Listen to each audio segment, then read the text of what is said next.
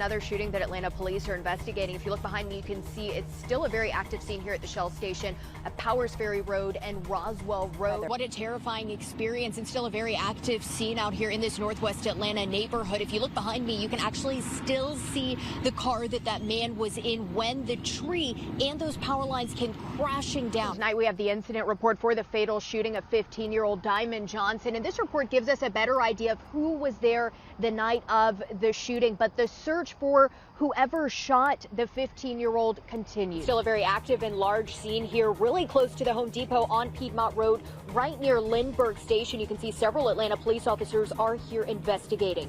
We do know that 3 men were shot after a fight between a large group of people that were at a pool party. We were here on the scene. We turn around and we see several officers go up to the car and start breaking the glass.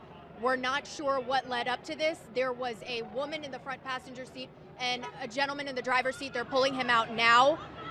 Now, of course, the crowd has caught on to what's happened. We have no idea what led to this.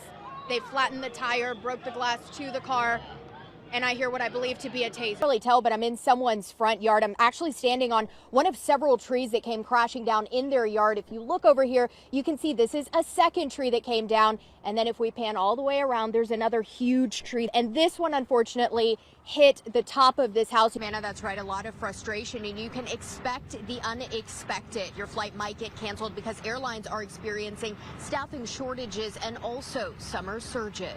Again, this area here in southeast Atlanta is still in the dark, but crews are on scene working to clean up the huge tree that came down, as well as to get the power back on. Live in southeast Atlanta, Jasmina Alston, CBS 46 News. Scary because nowadays, like, a lot of stuff is happening in schools, and like a lot of kids just want to be able to contact their parents and stay safe. That's one of the main reasons Gwinnett County senior Amiri Triplett started a petition to bring back Wi-Fi access in the schools. Triplett says students were surprised to find out the Wi-Fi was gone in some Gwinnett County schools, including Archer High.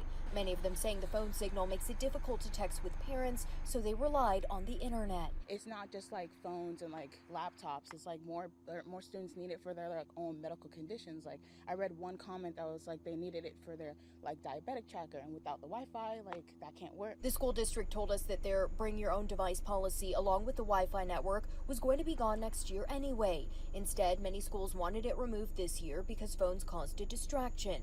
Now, school officials say students will get a Chromebook with regulated internet access. They continue to say if a student needs to contact a parent, they can inform a teacher or staff member. According to officials, disabling Wi-Fi while still allowing student devices is reasonable. Triplett says students see it differently. I want to like fix it for my class 2023. Outcry from both sides. A rally with people for and against Clayton County's police chief Kevin Roberts hiring and then removing an officer. That officer is facing charges in the killing of Jamarian Robinson. I think the issue is that the individual is a white officer, the person that was killed was black, and now they want Chief Roberts' head because he hired him, and I think that's a travesty. This week, Chief Roberts did remove Sergeant Christopher Hutchins from his role assisting with the department's firearm training. It comes after pushback from county leaders as Hutchins awaits the start of the murder trial. In October, a Fulton County grand jury charged Hutchins and another officer in the killing of 26-year-old Jamarian Robinson. Both sides spoke about why they support Chief Roberts or why he should be removed from his position. To be serving on the police department in a training role is wrong. It's reprehensible. It is not public safety, and it is potentially going to allow for what happened to Jamarian Robinson to happen to other people, particularly here in Clayton County, who may be interacting with law enforcement that are going to be trained by these officers who have an indictment hanging over their head. There's not a day that goes by that Elaine Riddick doesn't think about what happened to her and why it was done. While I was in the hospital to have my son, they went inside of me. And I want to tell you what they did. They gutted me open. Riddick says she was raped at 13, had her son at 14, and then was involuntarily sterilized in the hospital. This was 1968 in North Carolina. Riddick says it wasn't until she was 19 that she discovered what had been done to her. Because I was feeble-minded. I was promiscuous. I've never done a day's work in my life. At 13, what do you expect? I was a victim of rape. Today she calls herself a survivor, despite how hard she had to fight. They felt like that they did not violate my civil liberties. and that they hadn't done anything wrong. And according to the state of North Carolina, I am feeble-minded. I won't be able to take care of myself. I won't be able to take care of children.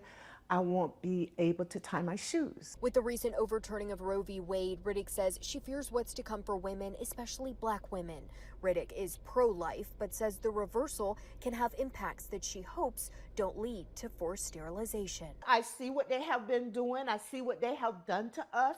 I see how they went and took and, violated our bodies, our reproductive health. I see where it's coming from. I see where it came from. Jasmina Alston for CBS 46 News.